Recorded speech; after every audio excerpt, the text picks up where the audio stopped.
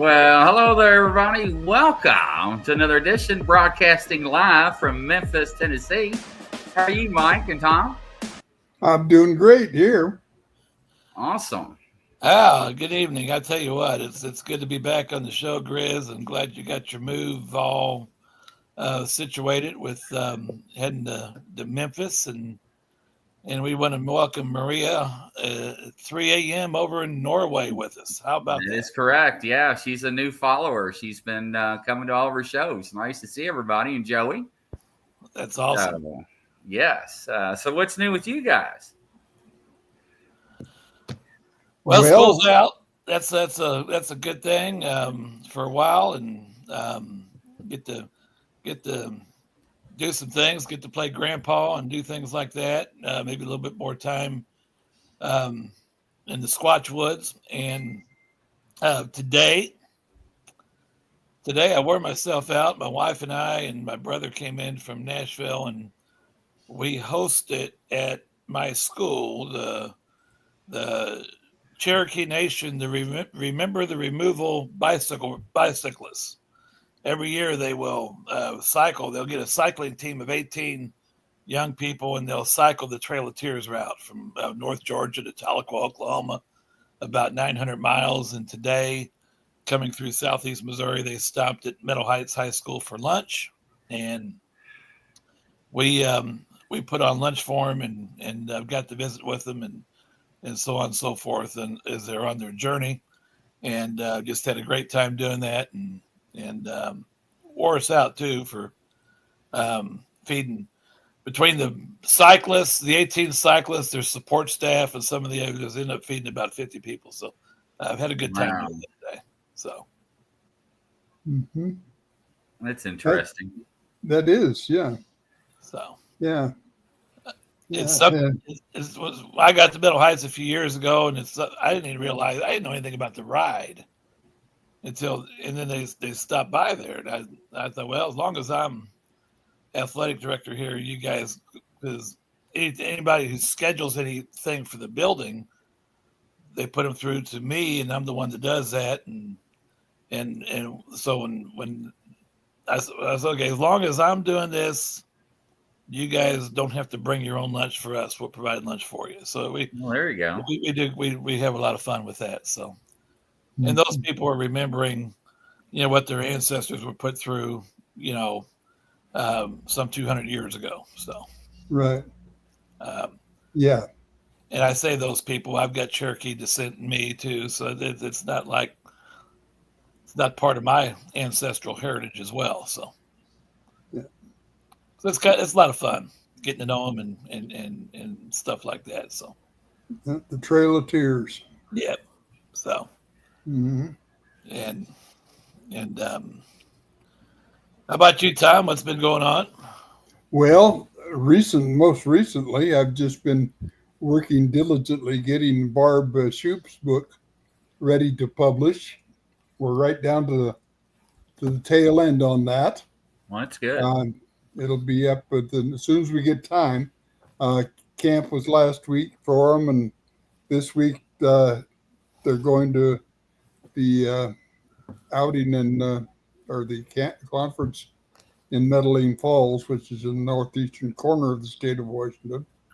I tell people, you want to know where Medellin Falls is? If you stand in the middle of town and throw a rock due north, it'll land in Canada. Turn due east and throw it, and it'll land in Idaho. So that kind of tells you where they're going. Okay. And then they're back. Then we have another one here pretty local. It's about a 3-hour drive for us next weekend that Mel is putting on. Mel Scahan is putting on. I'm speaker at that one, and I have to attend that. Barb will be there, as will several others. And then we've got a little time off, 3 weeks off before our next event in July. And it's during this time we hope to get everything done on the book and get it published. It's really quite the volume. It's her experiences with Sasquatch around her home and her dogs and how they've interacted with Sasquatch. And it's just really the great stories in it. Just from Oh, that'd be worth the read because Yeah. Barb, everything she does, she videotapes, and I laughed at her when I first introduced her to people because she'll be sitting down and telling them a story, and all this happened and this happened and that happened, and here's the video that shows it all. Every story she tells, here's the video that shows it all. About 10 years ago, Tom, before I even started doing this stuff, that dog, by the way, Friday is heading back to New Mexico. So hitchhiking or has a ride? No, my wife's going to run her back to her daughter. But about 10 years ago, before I ever even started doing this stuff and just had an interest in it, never found any evidence. I'd search through YouTube to see if there's any more info, and I'd come across the Barb and at the time it was Barb and Gabby, Barb and Gabby, yeah. And I would watch Barb Shoop's videos, and I'd, this is after watching one of those TV programs like a Finding Bigfoot or something like that. I started to watch Barb's. I said, how come they're not doing it like this lady's doing it? She was doing it right. Real deal, and that's like, I'd never met her, but I said, she's the real deal. And you learn so much from her. So that book is outstanding, and I'm going to get me a copy of it. So. Yeah, it should be out by the end of the month. All right. And I think we've got all the rewrites done, and it's just getting through it, getting time to get together to finish it up. We're both on the run now for a while. And let me grab something here. He froze. There he goes. Looking out his window.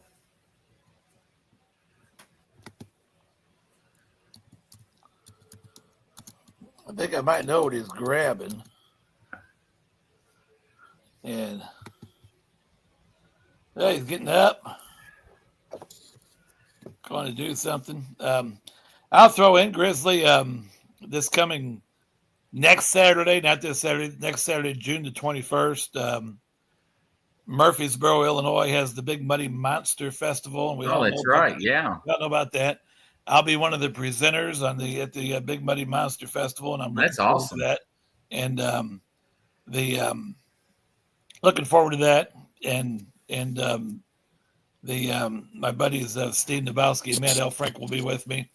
And even though Steve and I are both people that have seen Sasquatch, Matt Elfrank has seen Sasquatch, and his face-to-face encounter was actually with the Big Muddy over there in the Big Muddy Bottoms. So, we're looking forward to that event. So, and that'll be a week from Saturday. So, well, that's good. Well, I have been studying. I'm all the way back now. Sasquatch locations around Memphis, Tennessee. I can't believe how many they are around here. Yeah. We got a couple areas too that you and I can meet halfway down in the Mississippi River bottoms, down in Missouri's Boot Heel. And we could go meet up with some people. Oh yeah, absolutely. Well, during the research, I found out a fact about silverback gorillas. Do you realize how strong they are? Oh yeah, I'm sure they're extremely strong. They can lift over 4,500 pounds. Is that not insane? Yeah. I tell you this. Who is this we're talking about? Silverback gorillas.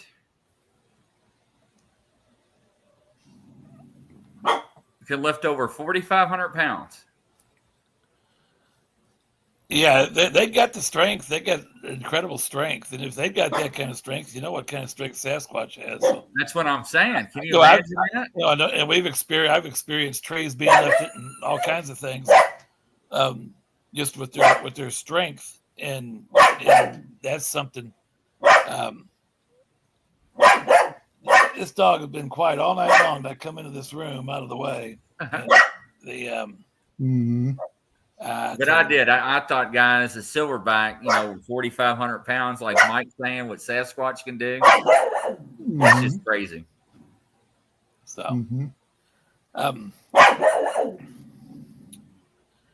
we want to talk tonight with Tom on here. I wanted to get Tom back on the program, and we want to talk about what this thing tonight, Tom.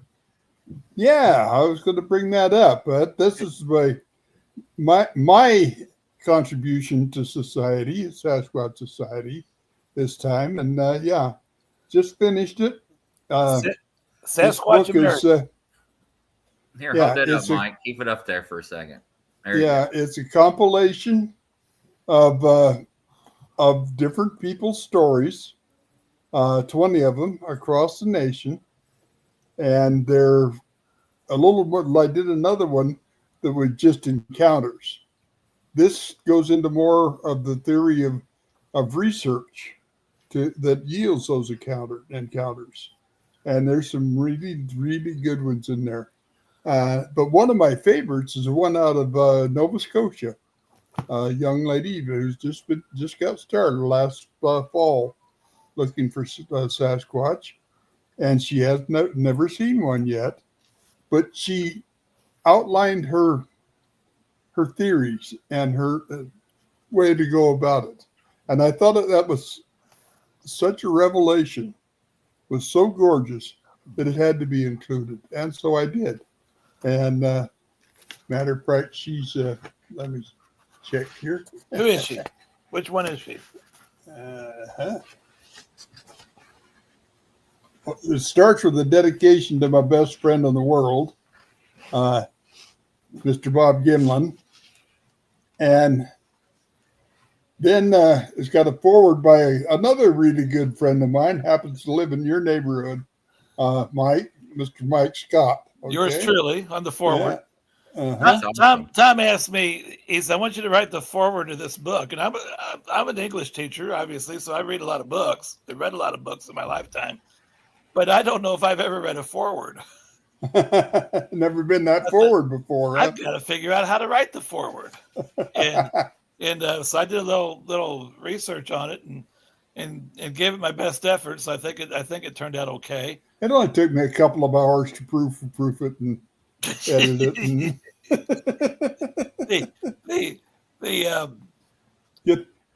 Get the commas all in the right place, Well, I think I knew most of that, but I had fun doing it. I had fun writing the forward. That's awesome. And the lady we're talking about is chapter 19, Kathy Doucette. Okay. All right. And, and then we got another young lady, three lines down below, by the name of Rebecca Scott Pepper. You might know her too. My sister, and and the gentleman that I talk about and I go out and research with all the time, Matt L. Frank, is chapter 23. Matt just doesn't like come on camera. He is on camera one time about 4 years ago with did a little piece we did with Sasquatch Theory on his channel, and that's the only time that he's ever told his story. And Matt is on chapter 23. We got some other friends that we know, Grizzly, that have been with us. Barb Hartman. I know we had Rick Taylor on here telling his story. Lynn Gasper is in the book. We've had Lynn on. Brian Bland has never been with us, but he's a household name. And I recently went and did his show with Tom, Pork and Pappy. And so a lot of people we know, and then people we don't know. And I'm gonna tell you what I did in the last couple of weeks of school. is when this book came in. It came out, and I got my copy. I brought it to school, and I was teaching a class. I teach a class. Teach two. One class is sports literature, and one class is world literature. And in the sports literature class, the last unit we did was on extreme sports, and you know, Evel Knievel for our age, and guys like Tony Hawk, and so we introduced the kids to a lot of people that were involved in extreme sports, and then I included some outdoor activity. Is extreme, like start out, go back to the '60s with Marlon Perkins and Wild Kingdom, like going out in the field, and then I concluded, and we had I read, so I said, okay, I said, now is Sasquatch an extreme sport? So we read my encounter, my chapter in here, and they didn't, a lot of that stuff they didn't know, and they were like, so we had a couple of weeks left to go in school, and they begged to read some of the other chapters. So we got into it, and we read some of the other chapters, and the kids were really, really getting into this. They're like, man, this is, because this is compelling stuff. And I remember I got the chapter with Rick Taylor, and I just got to the part that where he talked about what happened out there at Arliss place. And so now here's where the kids started questioning. I knew they would. That's why I did it. When he got to the mind speak part of it, and we had him on here a couple of years ago, and we know all about that. When we got to the mind speak on part of it, where why do you have a gun? Step away from Arla, and all that stuff. My students are like, this is a little far fetched. You don't really believe that part of it, do you? And so what I did, we had the word on paper, and then I showed them the video where I interviewed Rick Taylor on Understanding Bigfoot a couple years ago, and he told the same exact story. And then when you can read body language, they're like, these are high school students. They're like, this dude is telling the truth. When you compare the two side by side, this dude is telling the truth, they said. And that was that to me was very compelling, how they read it. And I don't know, I mean, heard this guy with all the sincerity talk about it. They're like, this guy's not making this stuff up. So we had a good time and looked at some of the encounters in here and stuff like that. And so Tom, I've enjoyed. Now, the other thing is, Tom, I have had numerous people contact me since this book has been out. People I don't know, they'll send a Facebook message. I just read your chapter in Tom's new book. And then they'll start talking. And I mean, from all over the country, I've had several people do that. And I thought, my goodness, there's these people out there are really interested in this stuff. And really, it's just nothing more flattering than that. So you're right. It does. It hits you right in the heart when somebody says that. Yeah. So. I started reading your book and I couldn't put it down. Really. Yeah. And I'll tell you an experience I had one time. I was at a function that, the idiot that's on that TV show, pardon me, the gentleman that's on that TV show now, that's running now, he's from Kennewick. Expedition Bigfoot? Russ Accord. Russ Accord. Yeah, Russell Accord. That's it. Right. Okay. He attended my conference in Kennewick so he could learn how to do one. And then he hosted one. And I'm sitting at my booth. And all of a sudden I heard my name being called from clear across the room. Tom! Tom! And I look up and here's this little lady about 5'0", running as hard as she can right straight towards me, hollering my name. And she got to me, she just dove right into me and put her arms around me. Thank you so much. You saved my life. You saved my life. Wow. And, I thought this was going pretty well. And then her husband showed up and kind of ruined that aspect of it. But but what he said was she had an experience, face-to-face experience, and it scared the daylights out of her. Okay. She was afraid of everything. But then she read in my book where that's okay. What you do in an encounter like that, what you're supposed to do. She said, and that's all right. I can do that. I can do that. And that's what it had changed. She said, it absolutely, totally changed your whole life, what she read in that book. And I said, told myself later, I said, when people are changing their whole lives because of what you've written, you better be sure you're writing it right, I mean, I was ecstatic over what she'd said, but it was a deep impression too.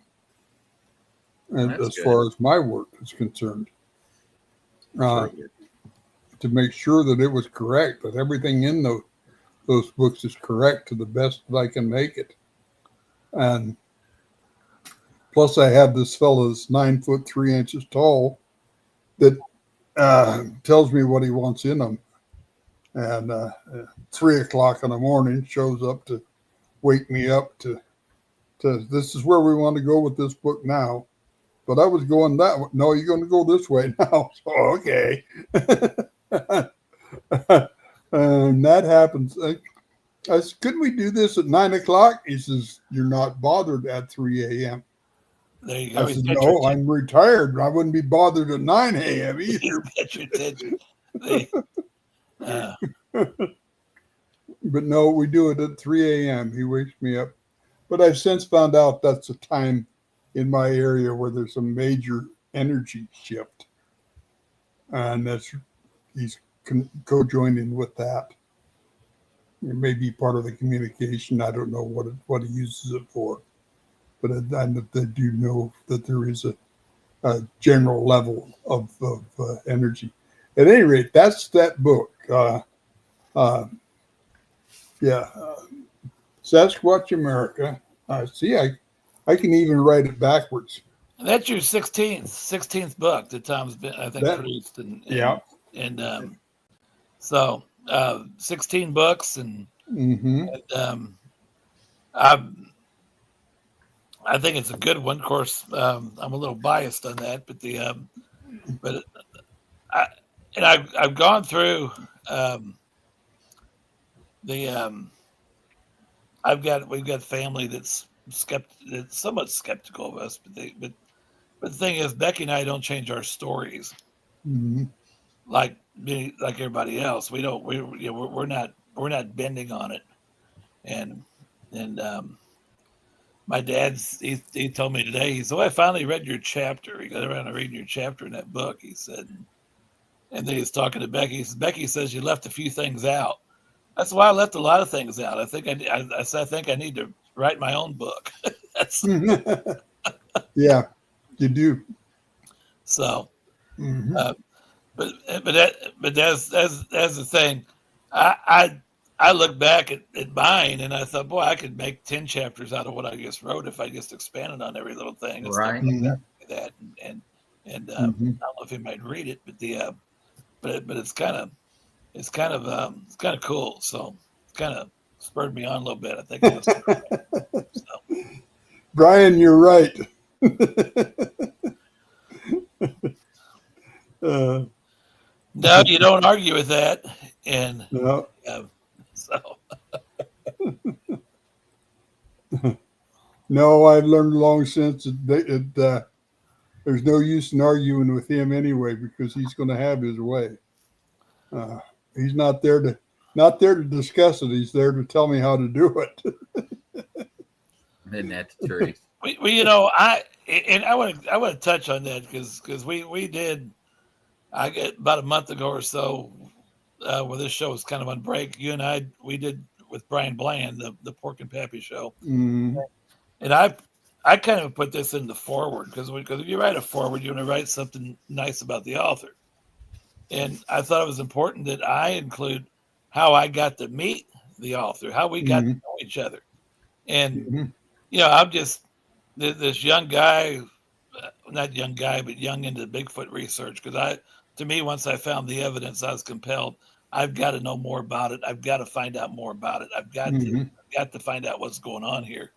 And then it wasn't too long after that somebody locally got me involved on his podcast had nothing to do with Bigfoot, but outdoor fishing in the Ozark streams. And because they wanted to know, a lot of their people had encounters that they weren't sure about. Let's see if they're Bigfoot related. Let's get this guy. He knows. I heard he knows something about Bigfoot, so he has me on his podcast, and I and then he talks to me into starting my own. And you have to get guests if you're gonna do something like this. You got to find guests. And I thought, I don't. Where am I going to find guests at? So you go to the Facebook. To me, it was going to all these different. 100 Facebook pages out there, right? For Bigfoot, everybody's and people get on there, and so I start. Hey, that guy looks interesting. That guy looks interesting, and I got a hold of. Just reached out to Lynn Gasper, and he said, "Yeah, I'll come." Lynn had never done a show before, and I got Lynn to come on and do my show. Now, since then, Lynn's been on several shows, and he had contributions in Tom's first face-to-face book. He's got a contribution in here, and Lynn says, "You need to get a hold of this guy, this Tom Cantrell. He's the author. He wrote this book." And I'm like, he's not going to have anything to do with me. Seriously. I said, he's not going to have anything to do with me. No, I'm serious. So I reach out to Tom, and Tom says, "Sure, I'll come on and I'll do your show." And I'm like, wait a minute. This guy is, and by this time I'd ordered a book or so and had started, and I thought, this guy is going to do my show. And what'd you tell me on the other? What'd you tell me? Well, I don't know. I don't remember that, but I can tell you my theory.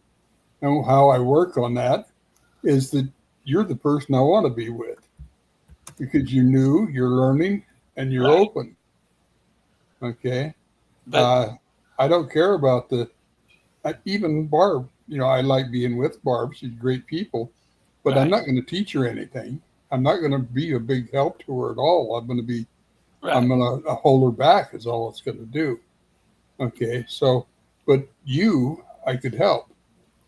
And you have great, but you said, well, I didn't decide that on my own. You said somebody 9'3" told me to go. That's the other thing too.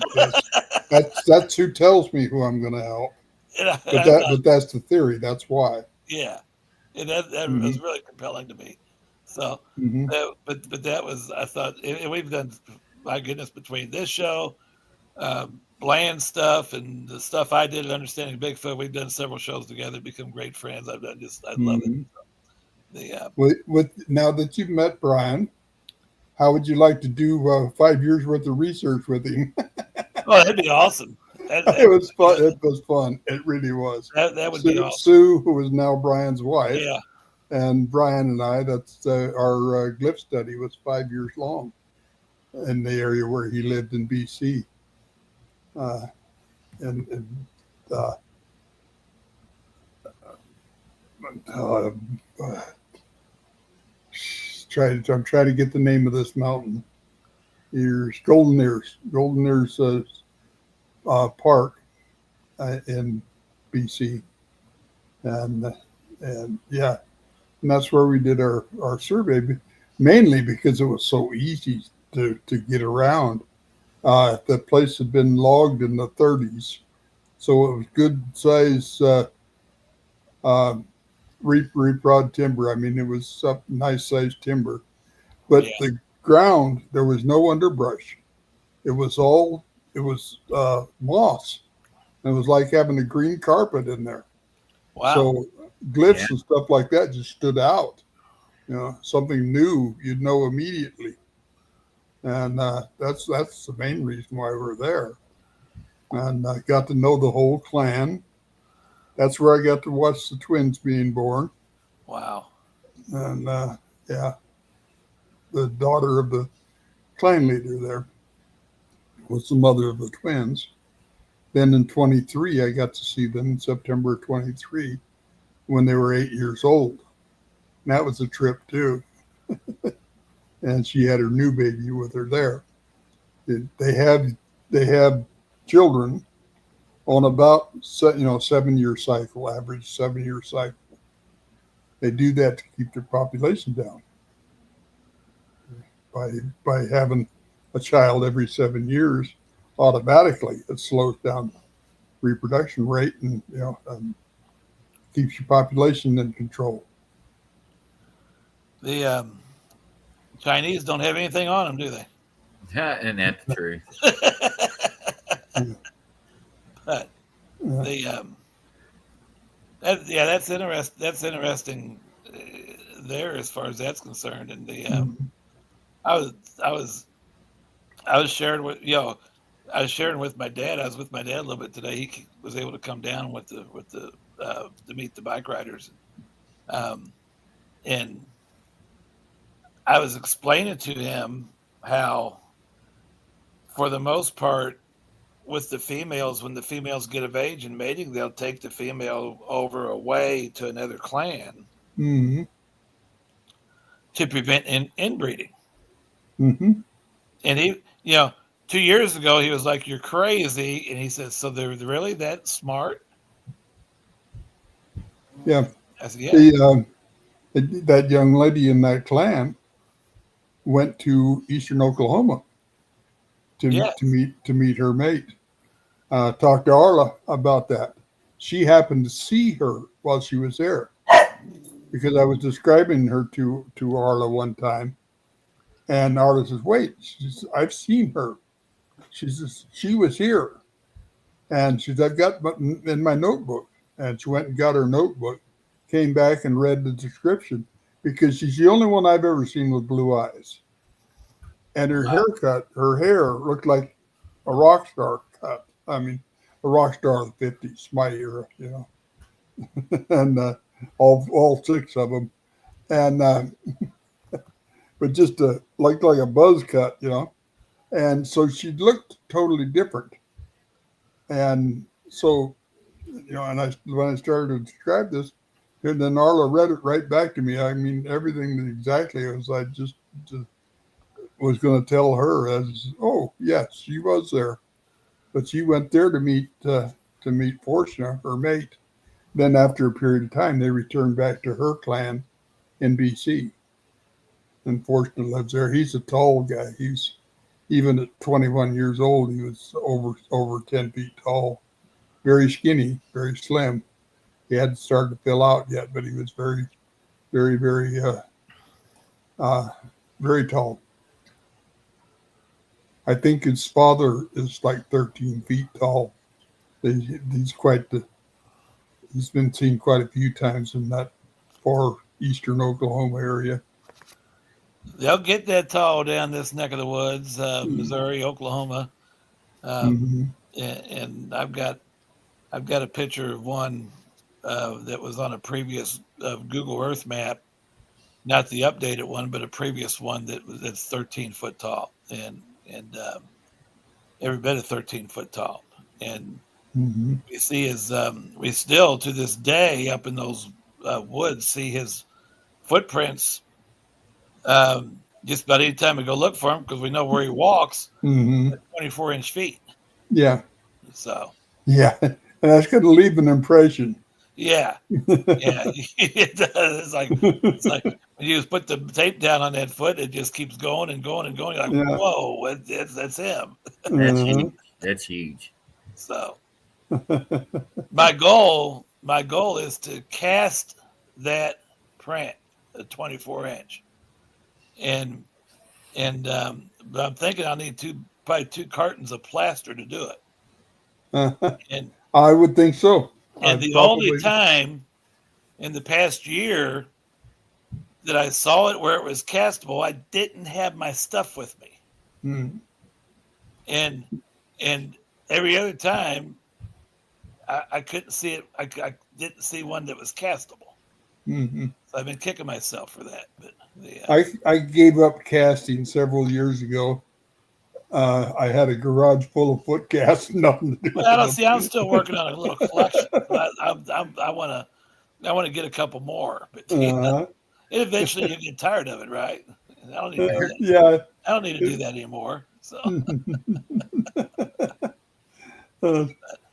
Jeff Meldrum got the right idea. He sells them at conferences. Well, you have to give him credit. There's a lot of contributions he's made to the scientific part of this. Absolutely. Of this stuff, and sometimes. Oh,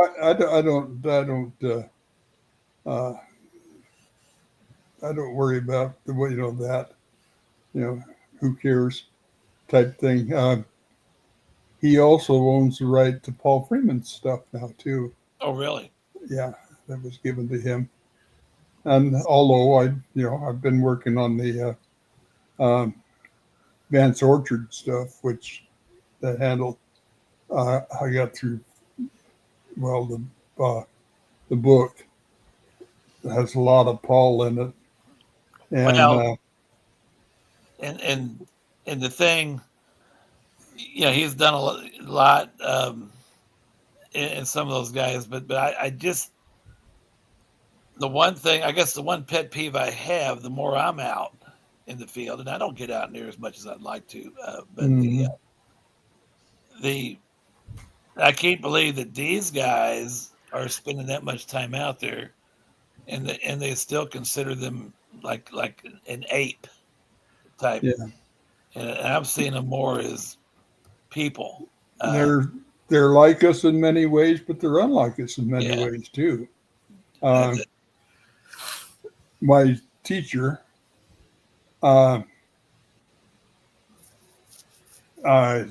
he told me one time very early on, he says, we have no ability that you did not at one time have.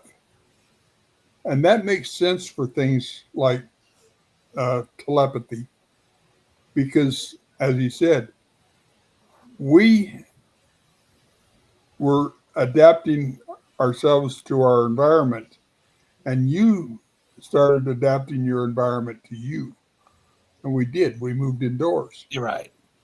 Put shoes on her feet, clothes on her back, moved indoors. And that's all adapting our environment to us. Is if that wasn't enough, then we developed heating and air conditioning. Right. I don't know what I'd do without AC. I've always said, I had a car with no AC. I about died. I've always said if Columbus had sailed the Pacific, we still wouldn't be settled the other side of Denver.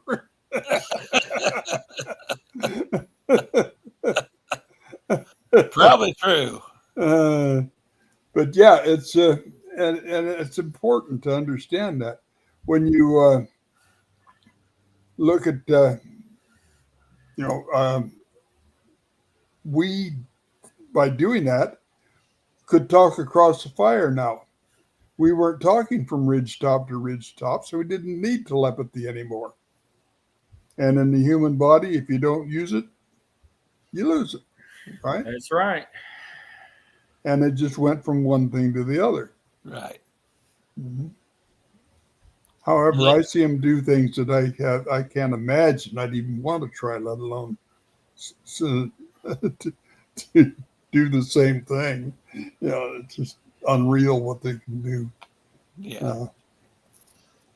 But even there, I've had time when I've had trouble communicating, when they couldn't make themselves known or understood. But for the most time, maybe it's who they are within the group. They live a nominal 100 years. Beyond that, they go through what they call the change, and it's a ritual. And they can live on and on. My teacher is that way. He's well over 100 years old now. And he still has a daughter that's a teenager. She's about 17 now. And so he still has regular children, but he himself has been through the change and is virtually, as long as he's needed, will be available for them. Arla has Kamisha,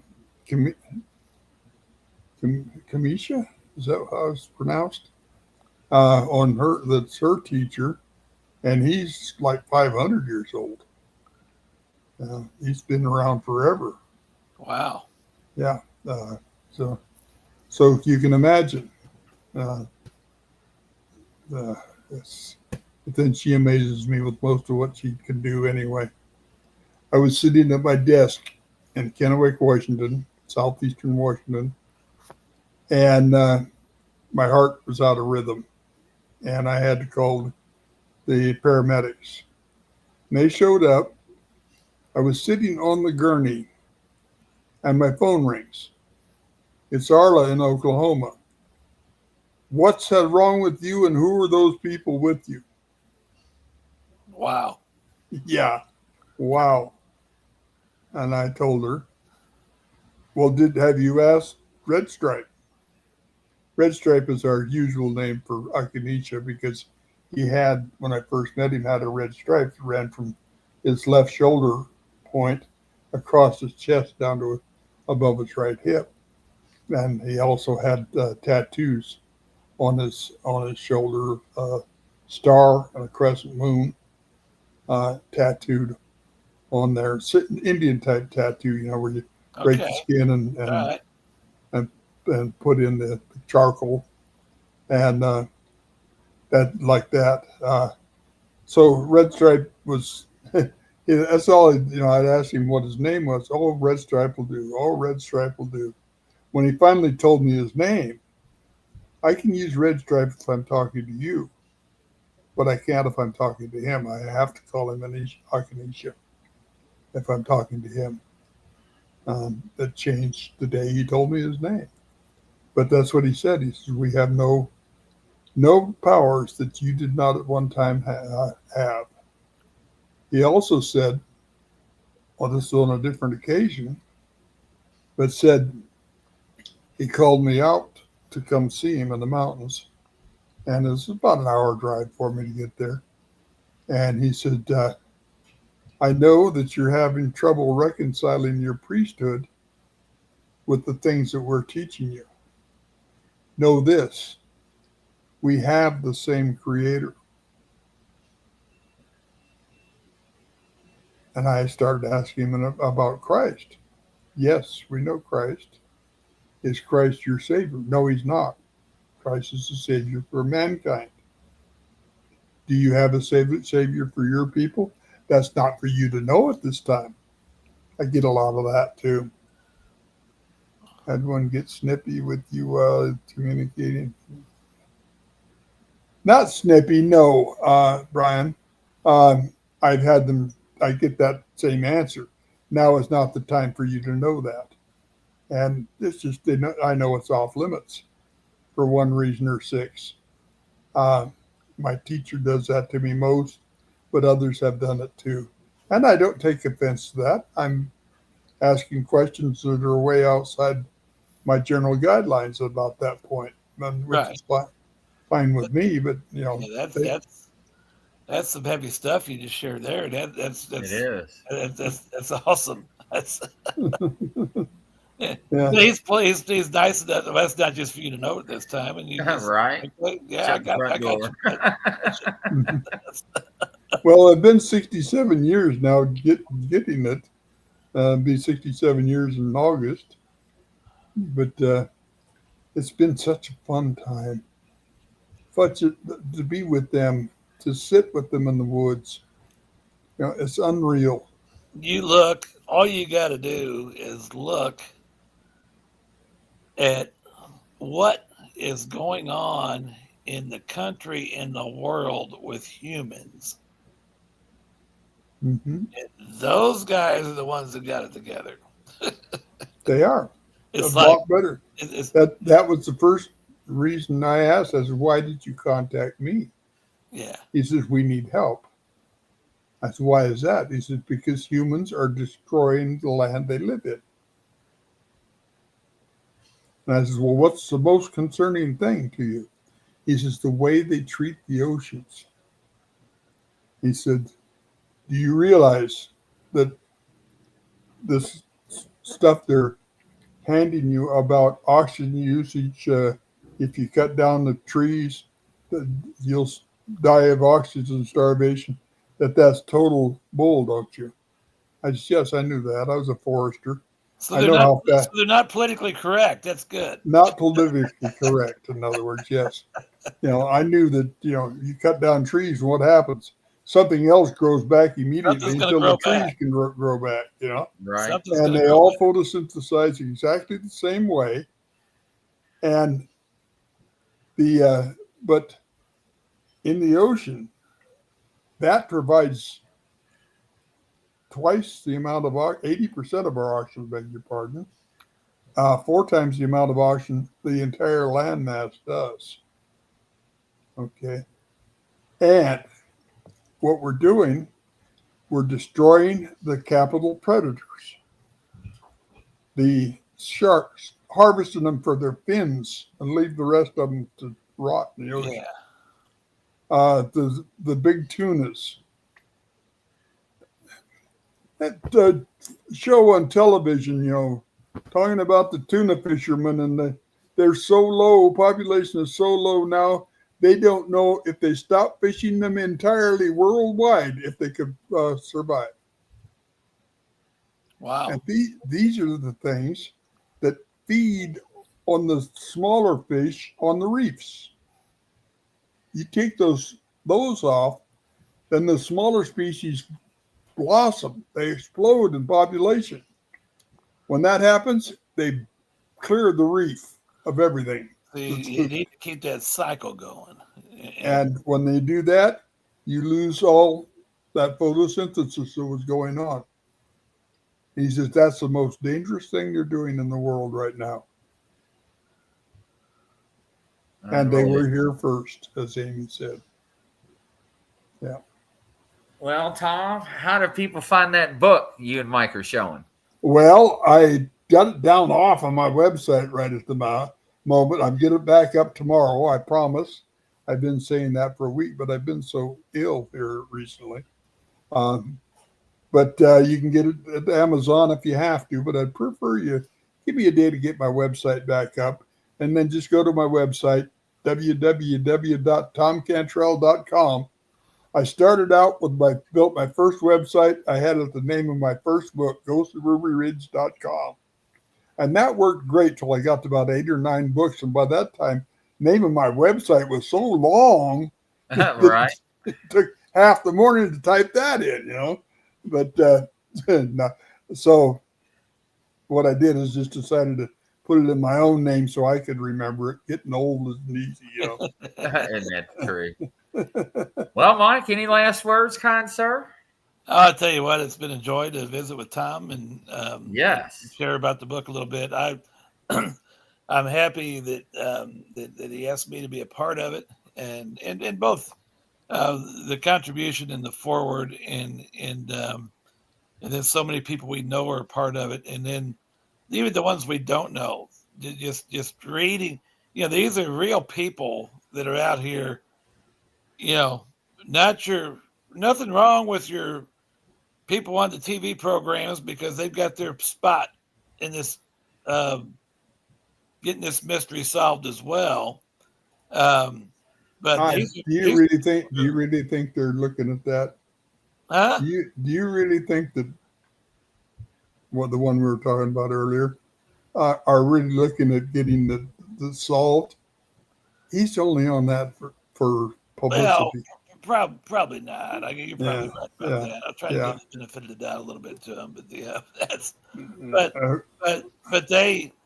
these are folks. Well, the point I was trying to make: these are folks that actually are out, that they know what they're doing. They're finding the answers. They're just everyday people, Mm-hmm. and it's not,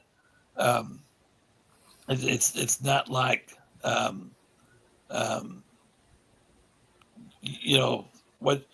what you see in the TV shows. It's like I figured out that you're going to get more Sasquatch activity if you do it the opposite of the way they do it on the show. That's right. Totally agree.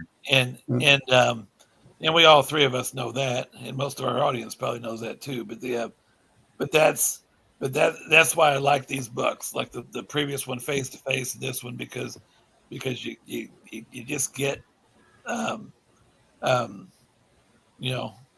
what's real out there. So I do want to make one point. If you want proof of their existence, proof of the Patterson-Gimlin film, there's a little exercise called intermembral index. It's the ratio of your arm length from your shoulder to your wrist to your leg length from your hip to your ankle. Now, this is taught in college. It's a real, viable fact. Okay.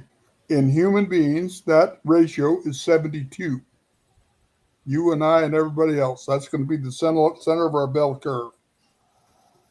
In chimpanzees, it's 105.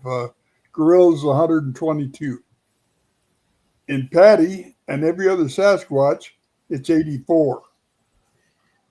You take that 84 off of her intermembral index, and it's easy to do. Frame 79, you got arm and leg both stretched out straight. Measure them and measure and divide the one into the other, and it comes out 0.84 such and such. That is reproducible, verifiable, college class oriented proof of the existence not only of Sasquatch in general, but that Patty has to be one of those Sasquatches and not a human. Because of that length ratio. That's it, because of that alone. And if you need any discussion on that, just get a hold of me. You can do that through my website anytime. Or get on your website and buy your book, The Proof. That's right. Sasquatch, The Proof, which is also an awesome book, and that explains that so well. And that's great. And we love you, Tom. Thank you so much. We hope your health prospers. Well, we're having some troubles there. Life the best way possible. Yeah, I'm going on hospice care here in the next few days. Well, so we're having those troubles, but I'm going to keep charging until I can't charge anymore. Okay. I'm so glad we got to get you to do this, and best of luck with that. We'll stay in touch. That's awesome. Absolutely. All right. And Mike and Tom, thank you so much. And from coast to coast, around the world, ladies and gentlemen. We'll catch you tomorrow. Take care. Bye-bye, everybody. Good night, everybody. Bye, everybody.